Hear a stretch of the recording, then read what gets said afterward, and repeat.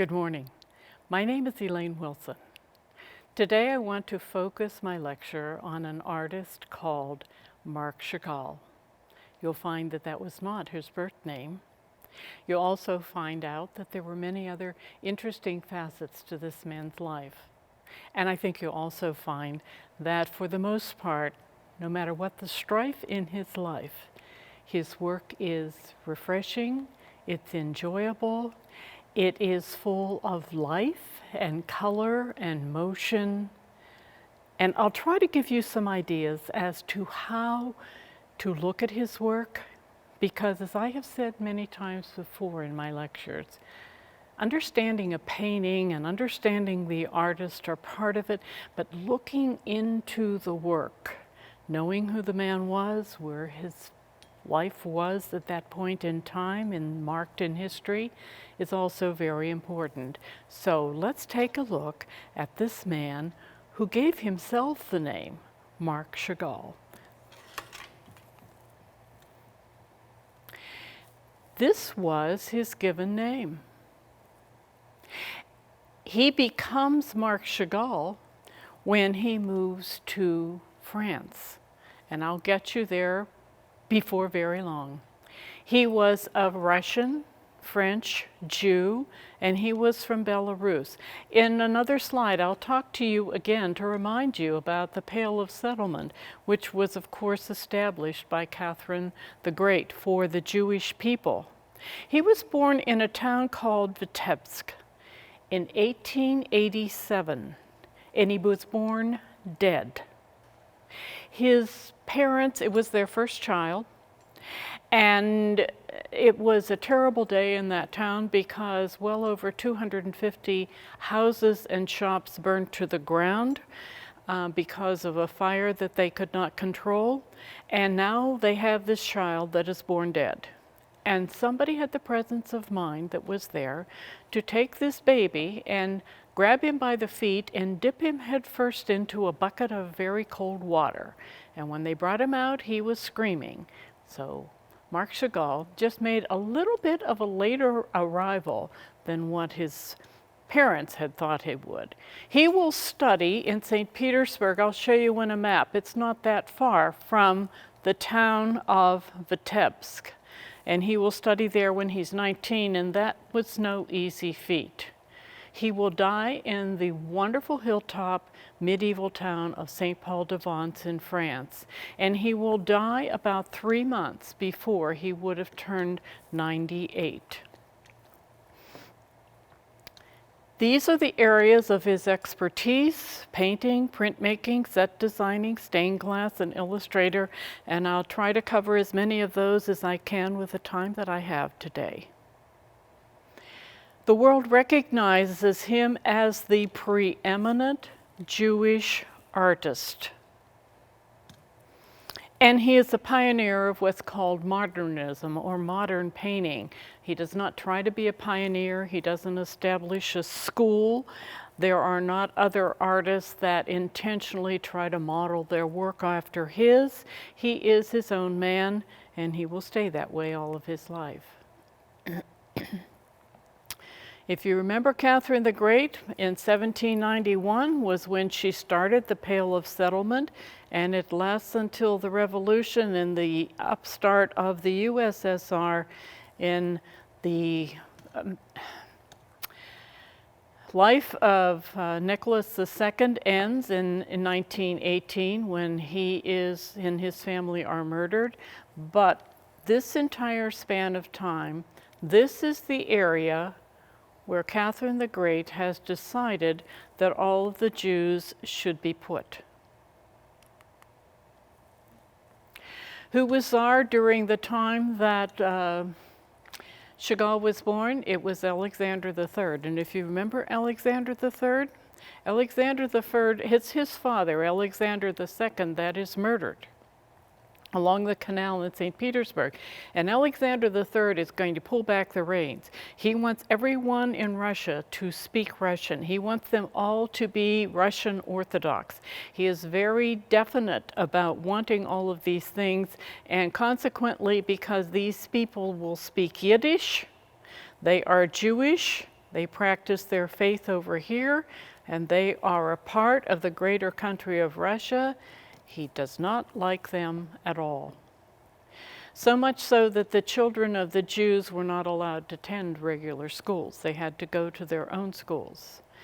There was no art in his home because his family practiced a very strict Hasidic Jewish religion, and they did not allow any images in their home. So he didn't even know anything about art till he went to school one day, looked over the shoulder of one of his friends and saw a notebook and said, "Where did you get that idea, that drawing? Where did you get that?" He said, "Oh, don't be an idiot. Go to the library, get a book. You can draw anything you want." Well, that was the start of his art career, which would last until he's 97 years old, till the day that he dies. This will be a painting he will do of his parents. Are his parents very supportive of his interest in art? Well, certainly not his father.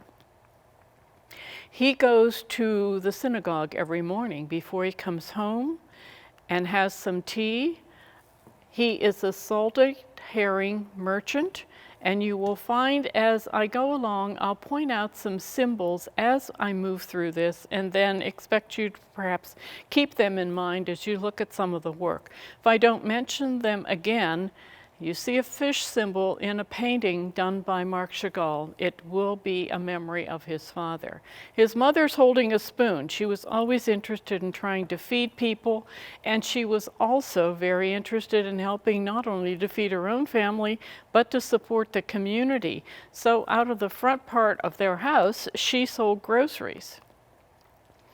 And there will be 9 children in the family, and a couple of other people will live in the house as well. We'll talk about those in a minute. There is Vitebsk. Here is a painting that he did called the Calvary, and I'll discuss that briefly in a minute. And I say up here that in 1906 to 7 he escaped to St. Petersburg to work and study. St. Petersburg was not too far from Vitebsk, and St. Petersburg was the center of Russian art at that time. But there were only 10% of any of the Jewish students who lived in the Pale of Settlement that were allowed out with passes to attend any school anywhere beyond the boundaries of their own restricted area. And he is not granted one of those passes. So he literally escaped one night. He got on a train and he went to St. Petersburg. He had little money, he had no place to stay, he didn't know anybody, but his objective was to find work and to study art. He will do that. He will do that under great stress. He will end up sleeping under staircases. He will end up pillaging and behind shops for cast off food. Finally, he will get a job working for a painter who does signs in St. Petersburg, and that painter will allow him a small stipend and a place where he can stay. He becomes quite good at his art studies to the point that one of the Russians took it upon themselves to finance a trip for Chagall to go to Paris, because Paris is also the center of the art world, not just the center of Russian art. So he moves to Paris in 1910 because he is being financed by this man, gives him a small stipend for food and for a place to live. And he begins to exhibit his work. And he would eventually, during the 4 years that he is there, he will show his work in Berlin, and he will show his work in Paris, and he will study the paintings done by great artists, of which I'll mention a few in just a minute. This painting was done during the time that he lived in Paris. And it is Calvary. You can see the cross going up here, the figure of Christ. You say he's Jewish, yes. Well, what is Christ doing this? He will have Marc Chagall will develop his own religion, as you will see, and he will make many combination paintings that show not only Christian symbols, but also those of the Jewish faith. There is Mary, there is perhaps the Apostle John, and here is somebody who's coming to bring the body of Christ down from the cross.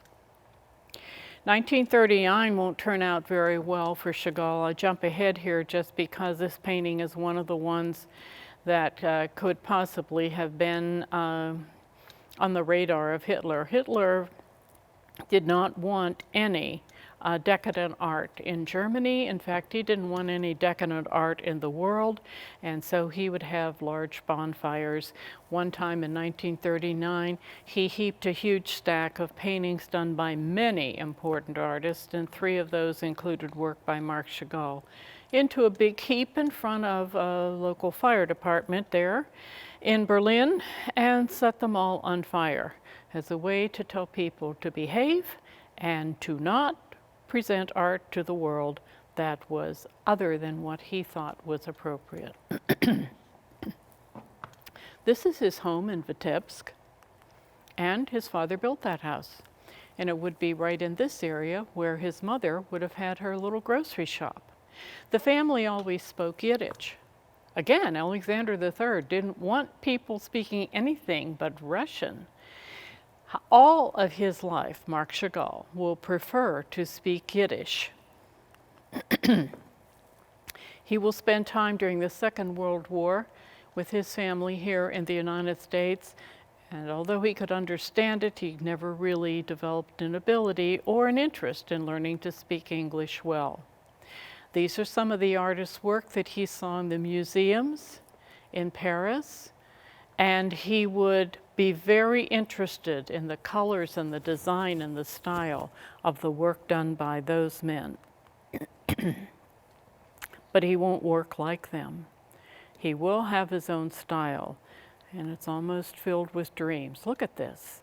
This piece is probably one of his more famous pieces. It's called I and My Village, and he does this when he is in Paris.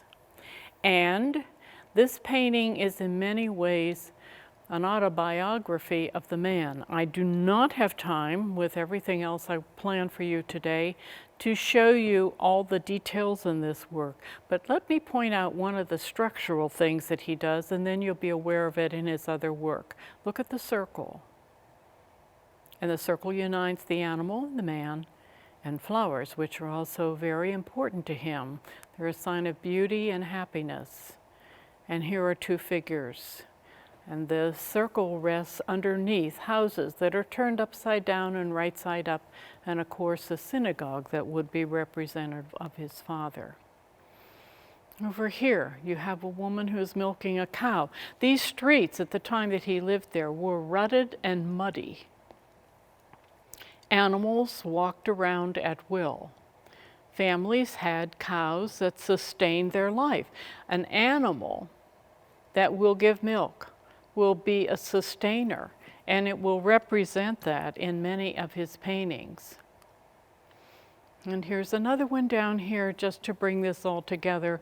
And again, I could go on and on because there are many other circles of different sizes and different locations in that work. Marc Chagall said this: art is the increased effort to compete with the beauty of flowers and never succeeding. And perhaps that's certainly something that we should consider, because it certainly is true. This is another of his self-portraits. This was done when he was living in Paris. Now, he gets homesick, and he's not homesick violently. He's just homesick forever. He always remembers his home. He remembers where he is, but he remembers where he came from. And there is Paris, and out the window you can see the Eiffel Tower. And you can also see a man kind of free-falling down through here. People will float around in his paintings, so you have to be comfortable with that. And he remembered his beloved Vitebsk, and there it is. And you can see the dome of the synagogue in the background. When you look at this piece, you don't necessarily look at those two areas first. This is the area that you look at first, but this is the area where he's painting, and it does say that he has 7 fingers. So he makes a note to remind you that he knows he has painted 7 fingers. He feels that perhaps he's struggling to learn how to paint. And in this piece, he's trying to do something that may have been like a Cézanne piece with cubism. You can see some of the angles in this piece, and he's working with that. And then he also breaks up this area, not with circles, but with lines, with planes of color. Fantasy colors, red cows, a figure coming here with a milk bucket. We don't know who it is. And here on his painting is another synagogue. He will study the paintings that he finds in the museums and the galleries in Paris and in Berlin, and he will remember some of the things that he learns from what he has seen, but he will not copy what he has seen.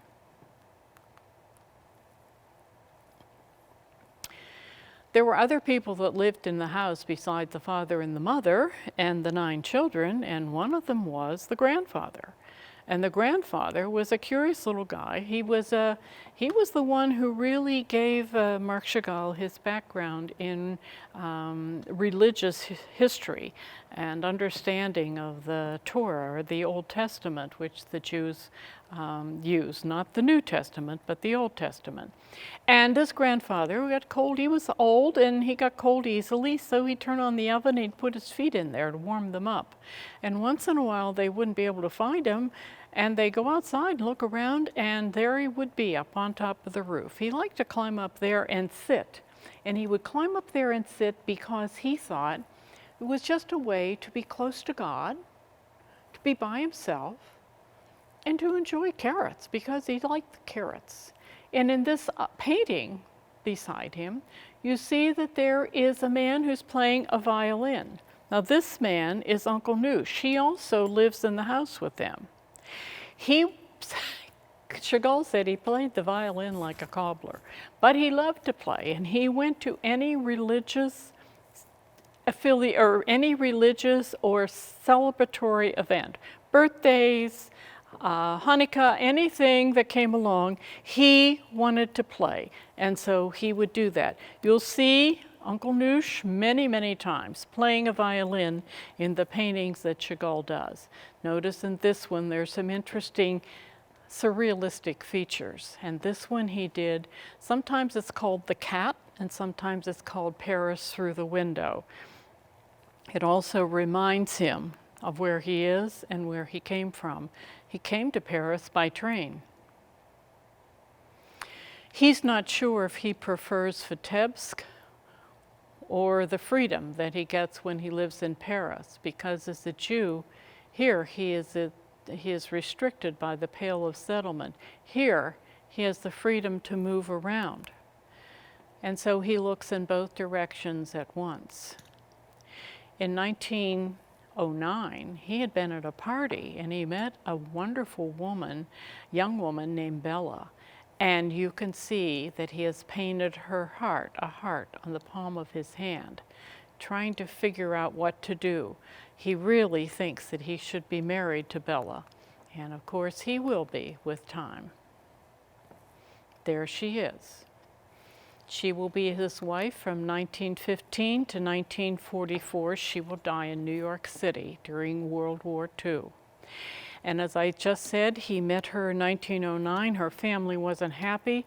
They were jewelers. They owned 3 jewelry stores in Vitebsk, and they didn't think that he really salted herring son, I mean, really. But the 2 of them loved each other, dedicated themselves to each other, married, and assured everybody that would last, and it certainly did. After he met her and before they were married, he had been moving around some. And he had, because of his painting and people wanting to see his work, he had a little bit more freedom than he had had when he had been restricted to just the Pale of Settlement. He marries Bella, but by now Russia is engulfed in their revolutions and they're trapped there. Russia is not going to let any of its citizens out. It didn't matter whether you were Jewish or not. You're keeping everybody, sealed the borders so that Russians could not leave. They were going to need them. They sensed there was going to be trouble, and of course the First World War will come along. It's during those first 2 years that they're trapped there that their only child is born. Her name is Ida. And it's also during this same time, in 1919, that Chagall is able, he has his training in art, and he's painting. He's able to acquire this building. They will live in 2 rooms on the top floor, and he will start a people's art school. He hires people to work for him to train the students, but he needs money. So he takes the train to Moscow to secure some money to fund the school, and in the process of doing that, the men, and they were all men, who were working here as instructors decided they didn't need him anymore. They could do this themselves. They didn't really like his style of painting that much. And so when he comes back, they say to him, you can leave now. Well, he had been, during these years, from 1915 to 1919, because they are trapped in Russia, he had been doing stage sets for the daily speeches, propaganda speeches that the Russians at that time were getting.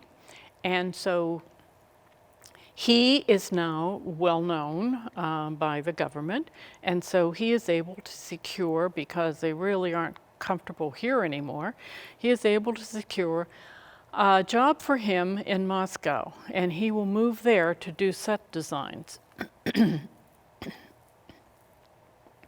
There's Bella with a white collar that he did in 1917, and you can see in this photograph that I selected for you, she's wearing exactly the same dress. Another symbol, trees will always symbolize life to him. And you'll notice that Bella is looking and pointing down at the father and the daughter in this painting.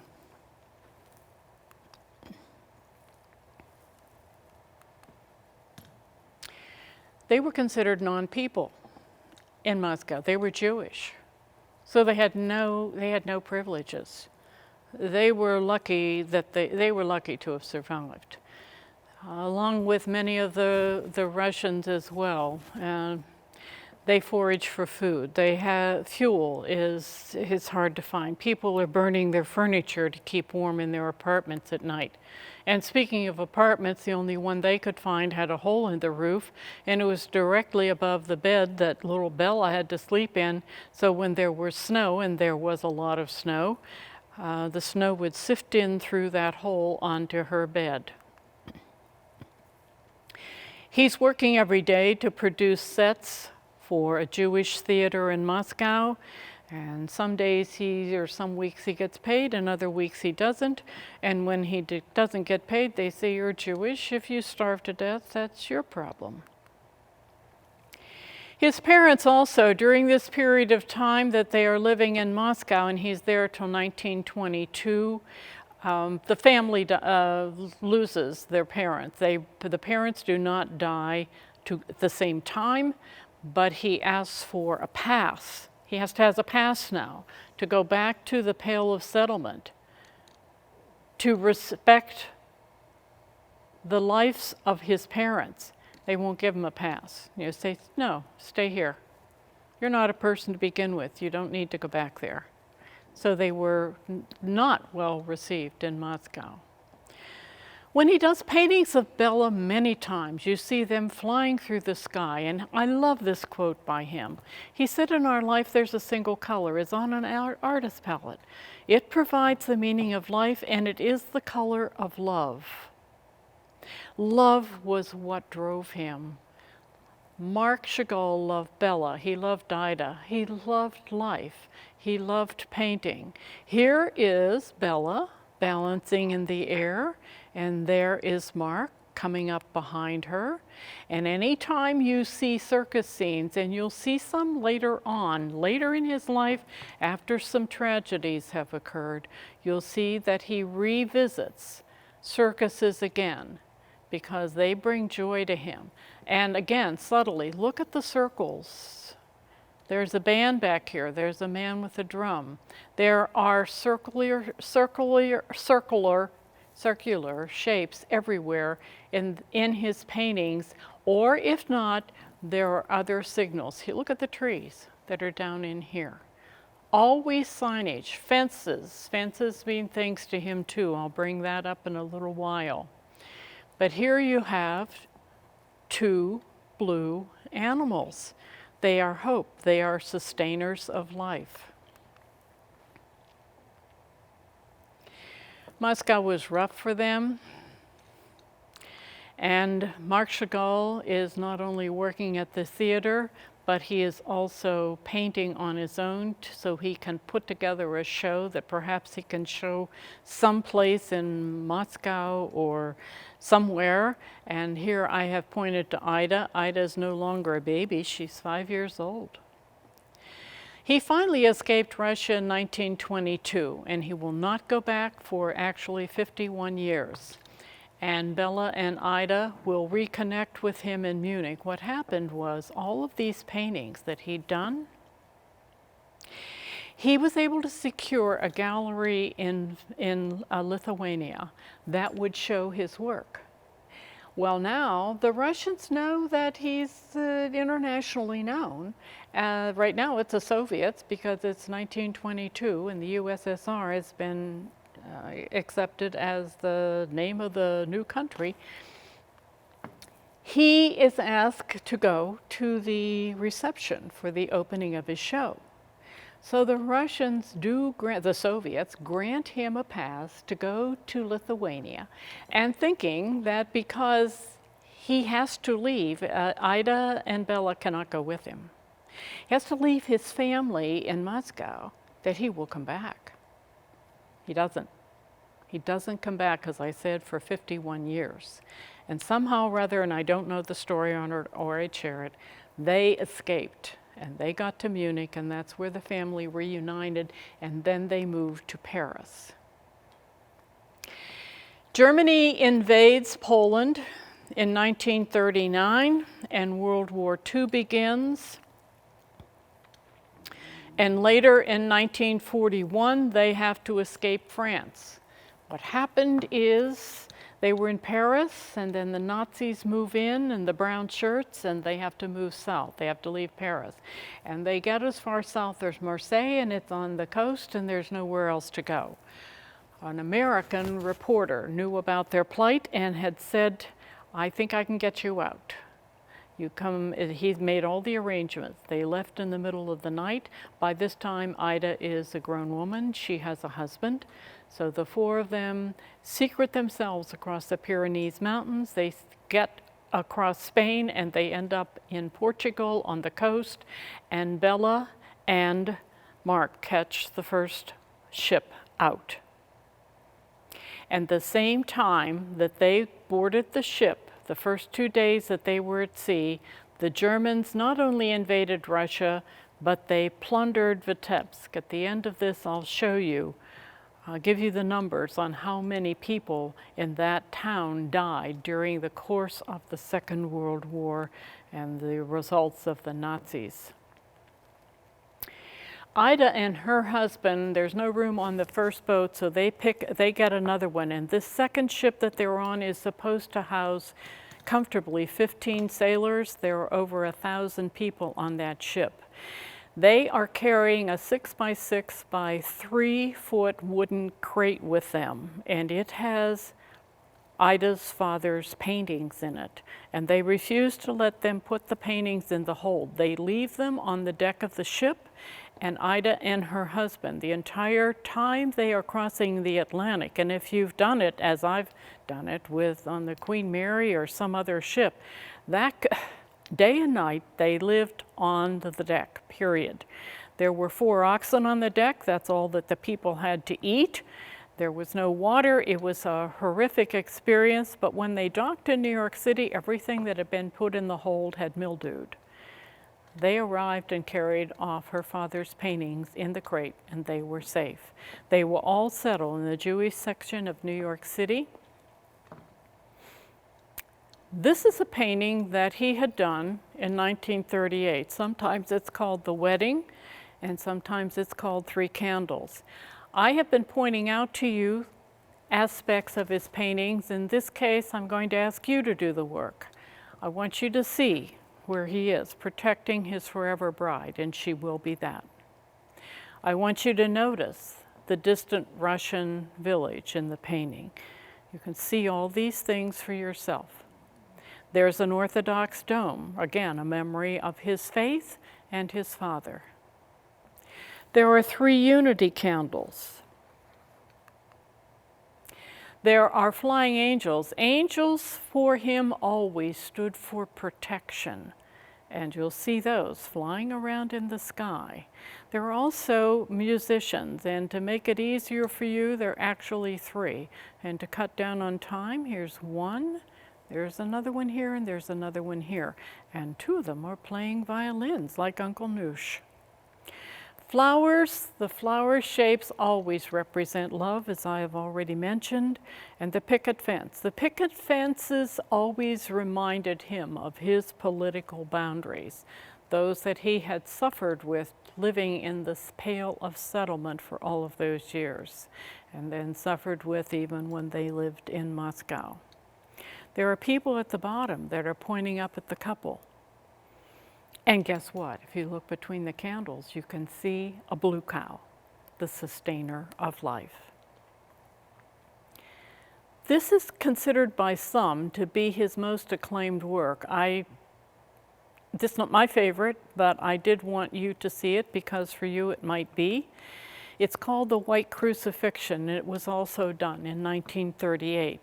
And it shows the suffering between Jesus and the Jewish people. As I said, he will have his own faith, and it will be a Christian Judeo faith, to the point that Christ is nailed on the cross, but he's wearing the prayer towel. The Nazis are coming. Houses are being burnt and people are trying to escape in ships. People are dying and laying in fields. And here you have a man with the signage on him, designating him as a Jew. And this man running with a roll of the Torah. And look at this Torah, unrolling and coming this way. There are many, many things in all of his paintings, and I want to give you as much information on him as possible, so in some cases you may need to go back and just take a closer look at some of these on your own. This is the Chagalls living in New York City, and why doesn't Bella ever leave?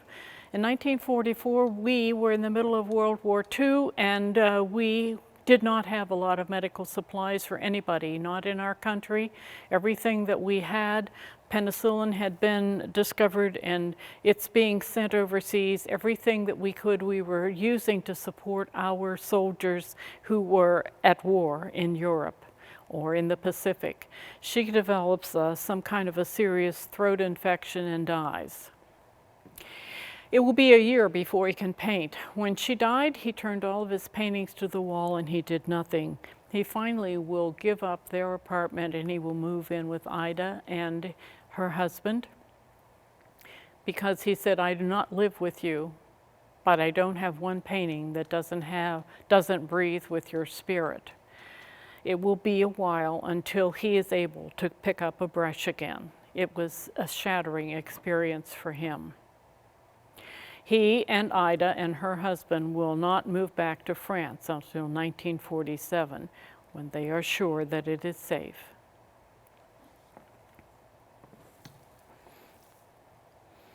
I'm going to just show you two of these. They're wonderful pieces, and just point out a couple of things about each one, just because one is a summer scene, one is a snow scene. It gives you an idea as to how he handles the different weather conditions. Here you have the rabbi floating through the sky, and you have a street light that's slanted. Things are whimsical in his paintings. That's one of the blessings of his work. It's just so much fun and so interesting, and it takes you away from any kind of depression when you look at most of his work. There are 4 figures in this piece. There's one by the barn, there's one in the doorway, there's one on the ground, and there's also one up here in the sky. He did not think that gravity had to keep everything where it's supposed to be. It could be wherever he imagined it would be. And there's a goat and a cow in the summer scene. And then notice something else about these paintings. They are filled with combinations of circular shapes, straight lines, and imaginative colors, like the men whose work he most appreciated, Matisse, Gauguin, and Picasso. I will be doing a program towards the end of November on Picasso, but the other two, I've already lectured to you on those two, so you hopefully are familiar with the kind of work they did. Now, back in France in 1947, Ida decides her father needs a girlfriend or a wife, and this is now Ida with her father. So she finds a woman named Valentine Brodsky, which he will nickname Vasa. And guess what, folks? There are circus pictures. Doesn't that just bring chills up your spine? That's wonderful. He is finally happy again. And he is painting circus scenes. And figures are flying around. And here's even a fish. There's a remembrance of his father.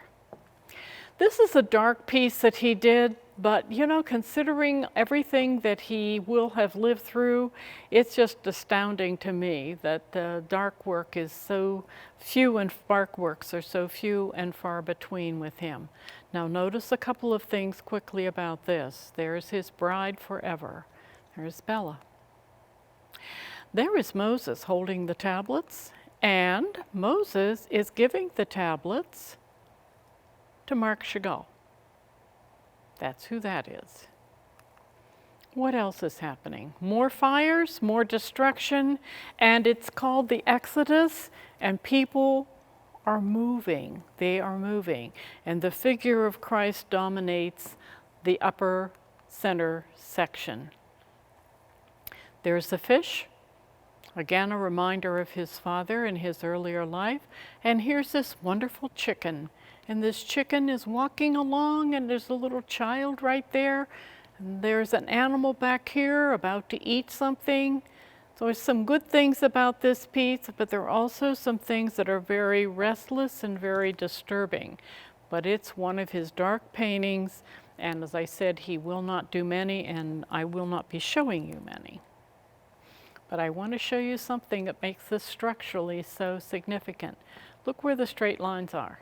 And there are more. I could have added more and it would have just cluttered it all up. But there are more straight lines coming and going across this piece, which are part of the reason why it is compositionally such a good piece. He knew how to paint. He knew how to construct paintings. He knew what he was doing. I have been to this town. These are my paintings, the St. Paul de Vence. Oh, it's just a joy to go there and walk these streets. And he will meet Vasa, and they will establish a 3-story home in St. Paul de Vence where they will live. They are married in 1952. Remember, he goes back to France in 1947. I just want to show you one of his sketches, and this one is based on Genesis 18, 1-8, and it talks about how Abraham and Sarah are visited by 3 angels, and these angels, and the word angel means messenger, these angels come to let them know that they are going to have a child. Well, Sarah thinks that's really funny because she's 89 years old. I think it was really be funny if that happened to me. I'm not 89, but my goodness. And here's Abraham. He is 99 at the time. But here are the angels.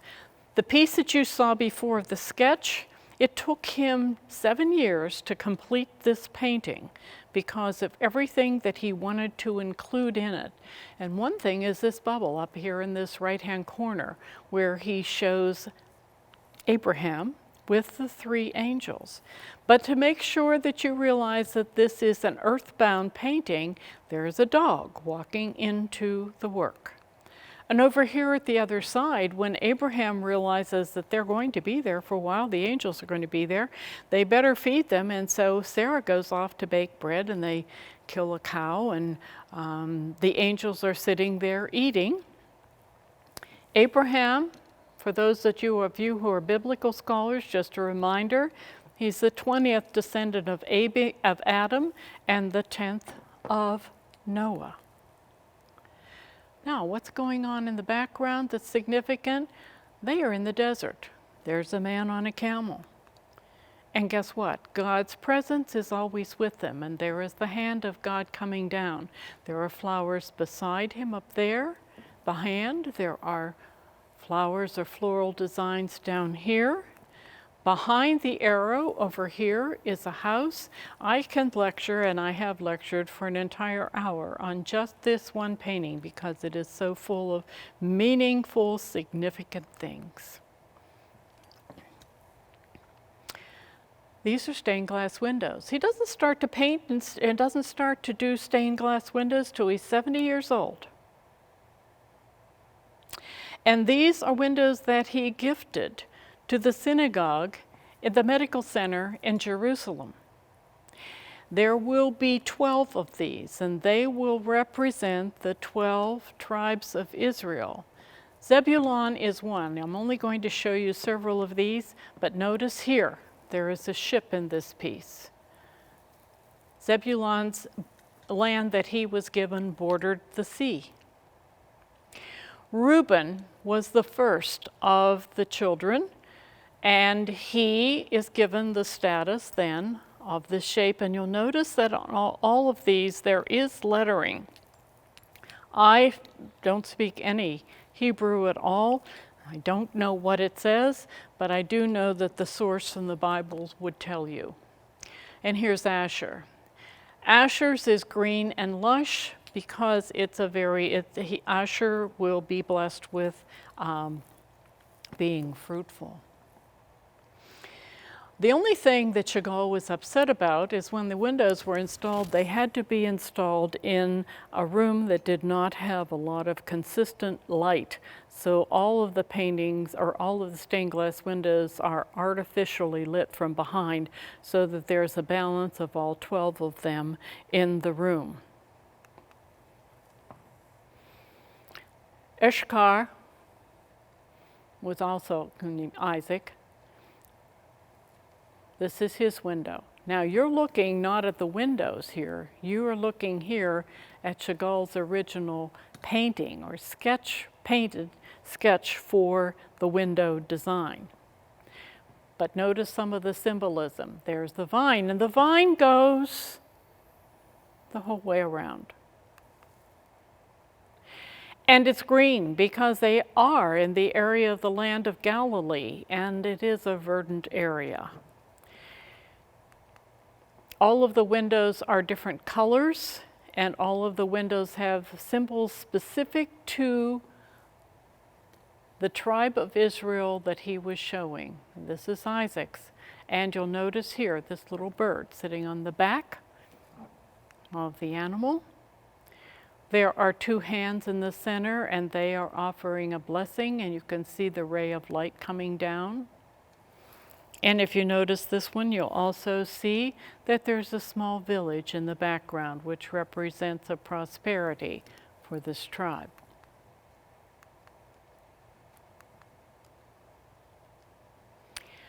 I show you one last one, and this is Naphtali's. This gives you the dimensions of the windows. They are 11 by 18. This will not be the largest stained glass windows. These will not be the largest ones he designed. But here you have a doe. You can see both of its eyes on one side of its head. And it will bear lovely fawns. This is Naphtali's blessing. And after Chagall would have done the painting, he would block it because the stained glass has to be self-sustaining. So therefore, the weight from the glass has to be stopped at some point and then reinstated down so that the stained glass will not self-destruct. So there that is. Now look at what, you can see both of those fairly clearly, but look at the window now. There it is. It's much easier to see it in the painting or even over here. But this then gives you an idea for everything that is included in that piece. They are absolutely breathtaking examples of stained glass art.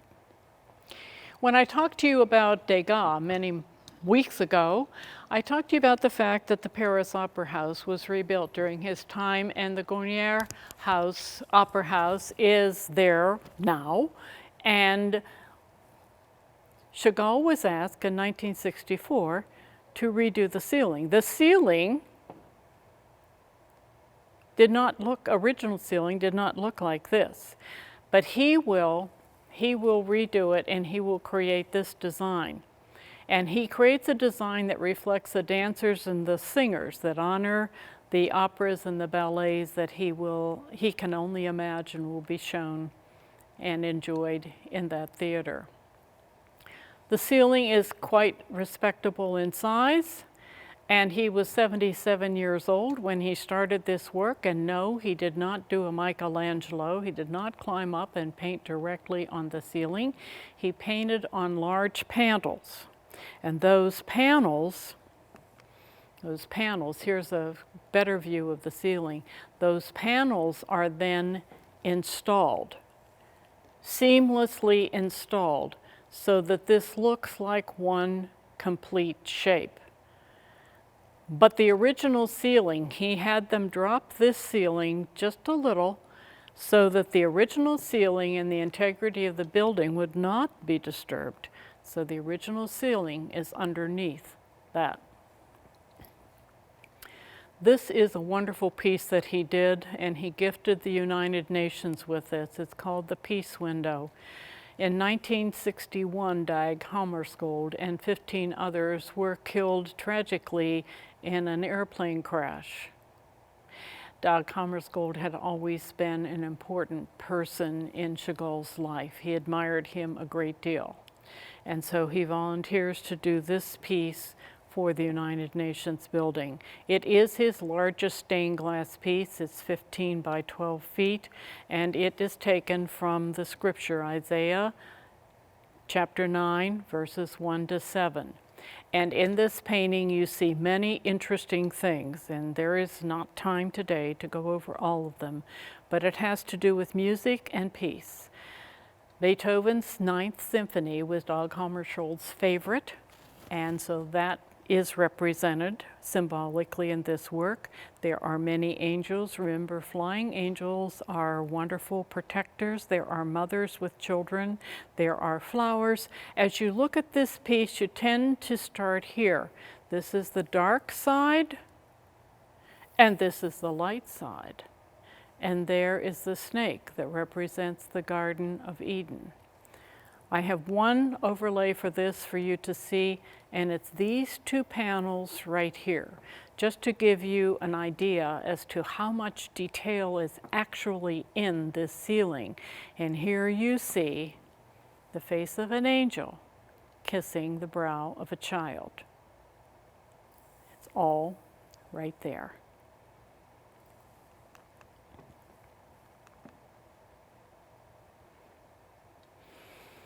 It will be 1945, a year after Bella has died, that he will accept a commission to do theater curtain designs and costumes for the Firebird, which is going to be performed in Los Angeles, because they're still here in the United States.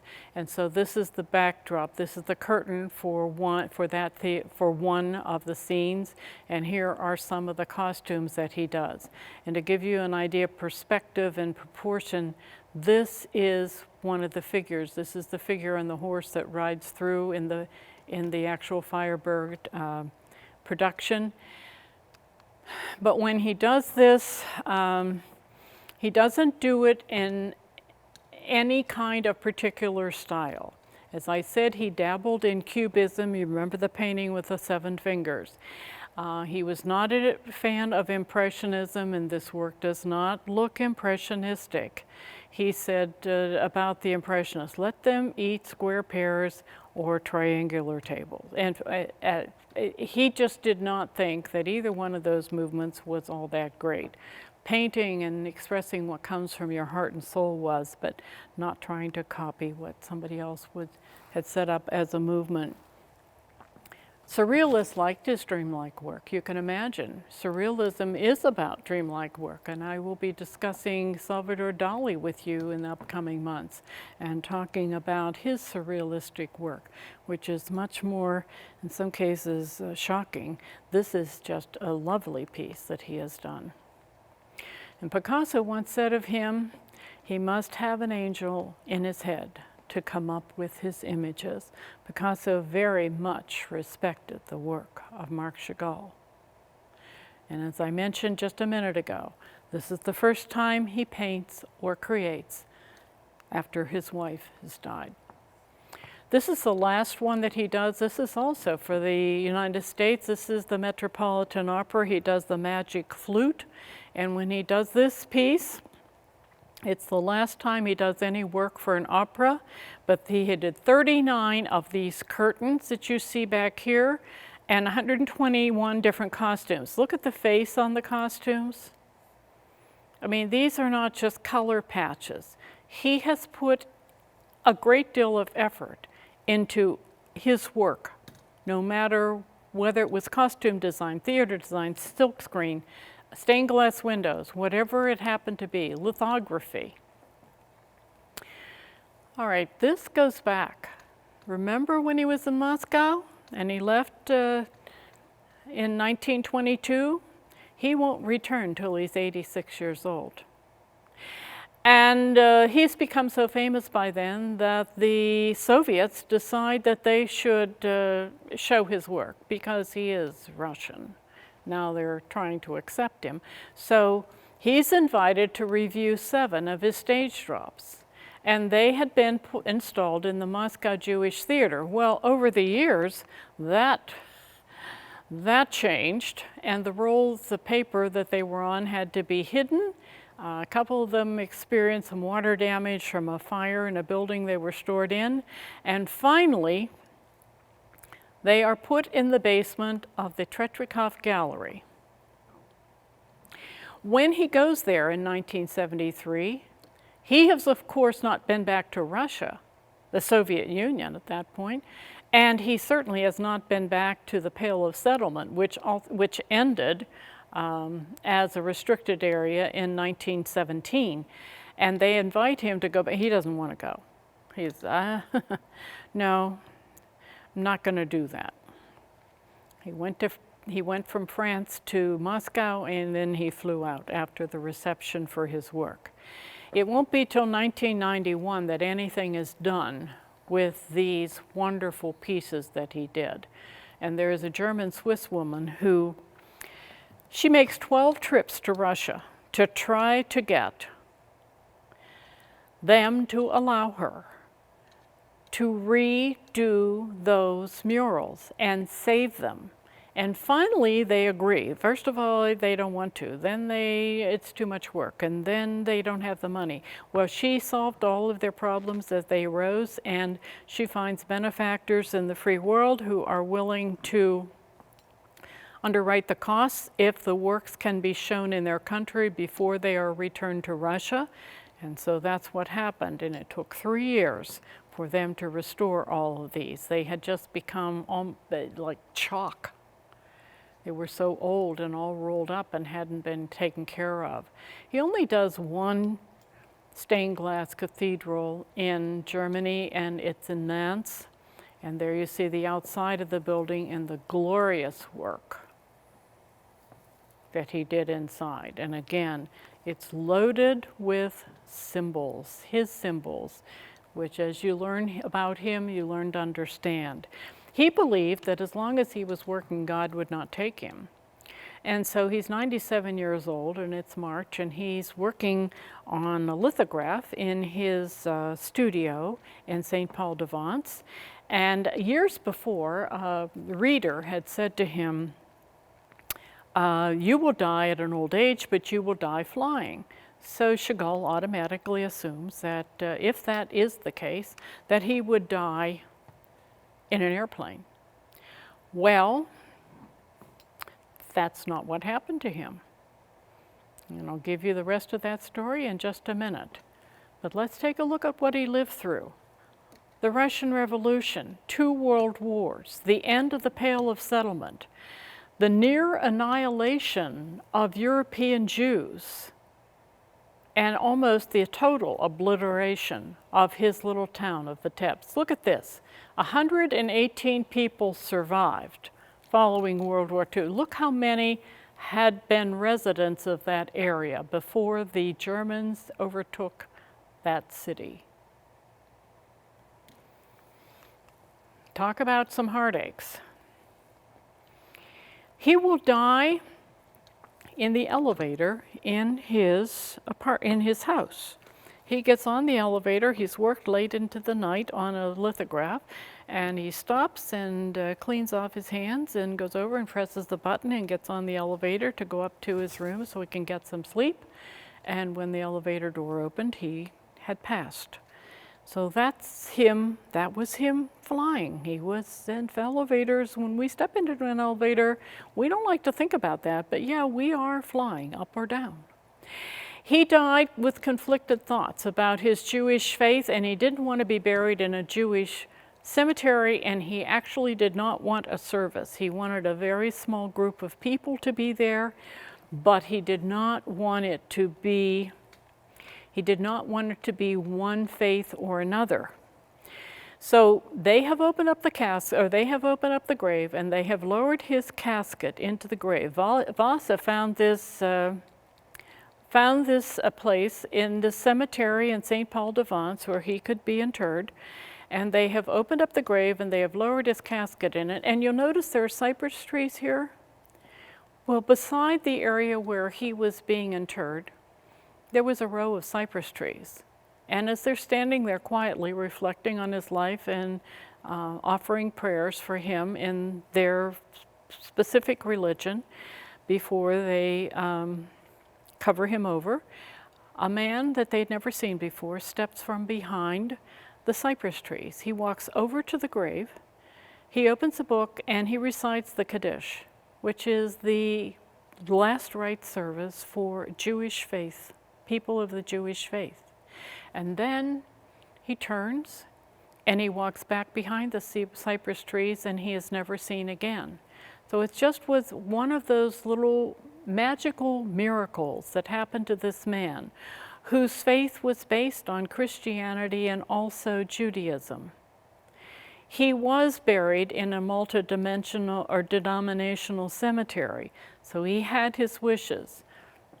But his first rites that were performed on him when he had been pulled out of the cold pail of water, screaming as a newborn infant, are the last rites that are also performed, last rites by the same faith that are performed over him. I love this painting. This is him with King Solomon, and King Solomon is playing, and here you can see him again, and Bella. He went from the rutted streets of Vitebsk to the shining waters of the French Riviera, and art will fill his life from the moment that he found a sketch in the book of a friend, and then went to the library and got his own books, and his parents let him draw on the backs of pieces of cardboard with chalk from the fireplace. Every day, this man sought to bring joy to the world, and hopefully during today's presentation, he has brought some joy to you as well. He danced the dance that was his life. There he is with Bella. He chose happiness and he chose optimism. He chose to use vivid colors and he used magical symbols to remind him, and then as we learn about him, to remind us of some of the joys of life. He dreamed that the world should be filled with universal love. And he said this, "The prophets show by their words how to behave on this earth." Were that not so, it would be wonderful. We'll take a quick look at the stained glass on the far side because it kind of is an encapsulation. There you see a man with the Torah. There you see the menorah. There you see an angel flying through the sky. So many things in his paintings, so many opportunities to see what he was really thinking as he did his work. And he never analyzed his work. He said that was for you to do, but not for him to do. He did what he wanted, he did it how he wanted, he placed figures where he liked, but the story of the piece would be yours to tell as you looked at it. There he is with Bella, there he is with Bella and Ida. And there he is with Ida after Bella has passed. And there is his, I call it his painted self-portrait of I and my village, the one that I started with today. It's so much in it, and it's so magical. Now, if you have any questions or comments, yes? Yes. I have one question that has come in. First, this resident would like to thank you for your fascinating presentation. You said Chagall had his own Judeo-Christian religion. Mm-hmm. What did he think about Jesus Christ? Did Chagall regard Christ as a savior? He regarded Christ as the epitome of a philosopher and a poet. He saw him as that, a philosopher and a poet, not as the Christian, not the Christian belief in Christ the Savior. That's the answer. Any other questions? Okay, well, here is next week's topic. Here you have a woman whose name is Natalia Goncharova.